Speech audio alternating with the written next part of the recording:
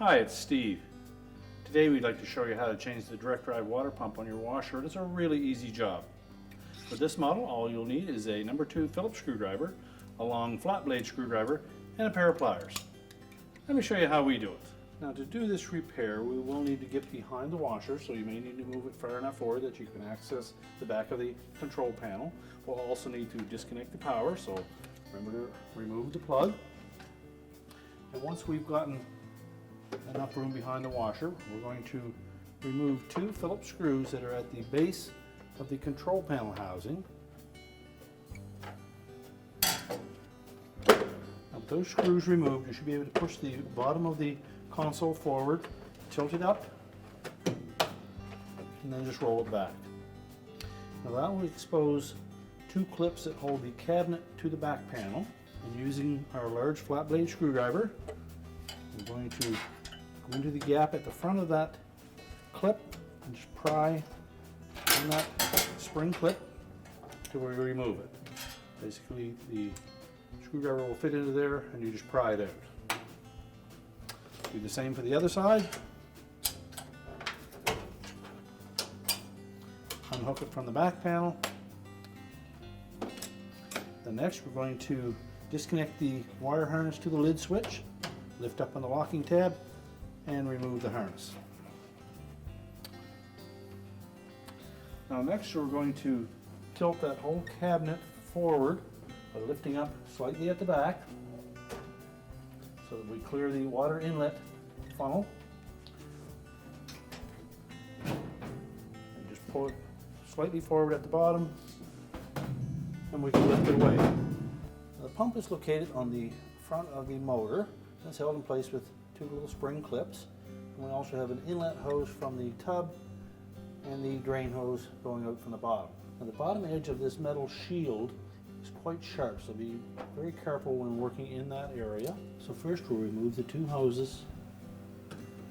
Start by depressing the spring clamps, slide them up the hose.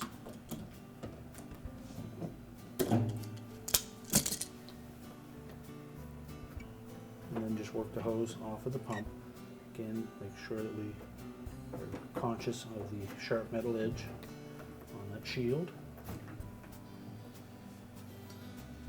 Next, we'll remove these 2 spring clips.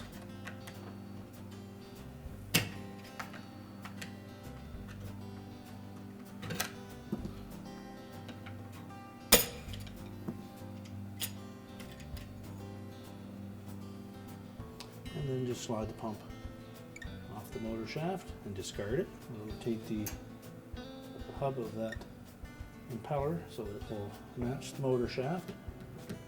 Now with the pump firmly up against the motor, we can then just reach down and reattach the spring clip. We need to re-engage this top one. Just put that little T-hook into that slotted opening on the motor.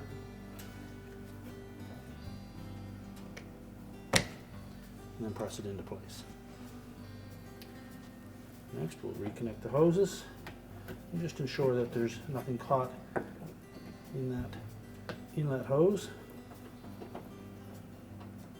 Make sure it's fully inserted on the pump nozzle, as well as the drain. Reposition the clamps.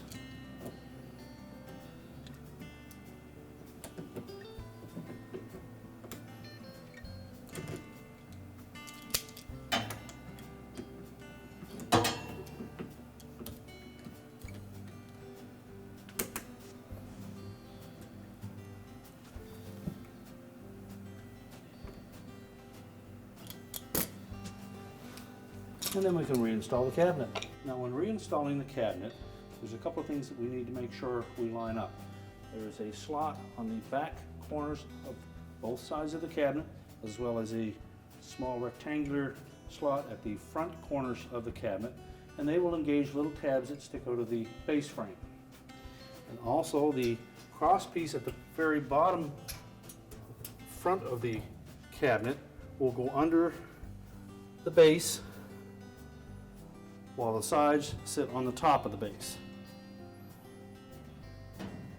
So So as we position it, we'll slide it in under from the front, carefully lower it down.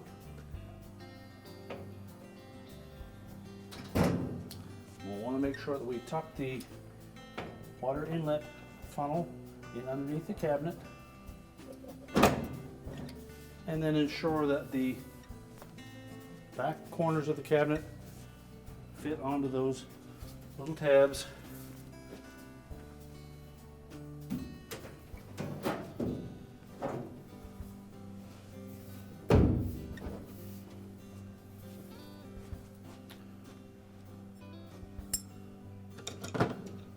Now once we've done that, we can then reinstall the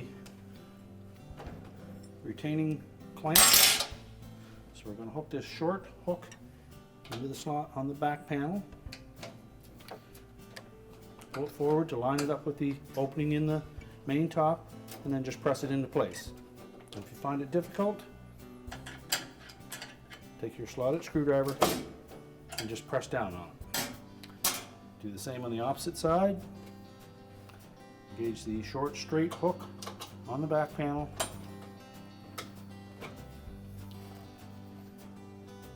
Make sure it's pushed firmly forward, and then press the clamp into place. And lastly, we need to reconnect the wire harness to the door switch. Now, as we roll the console down into place, we want to make sure that we engage these hooks on the end caps with the appropriate openings in the main top. So once they're fitted in and flush, just pull it straight back, and then tighten up the 2 Phillips screws on the rear. We're now ready to reconnect the power, push the washer back into position, and our repair is complete.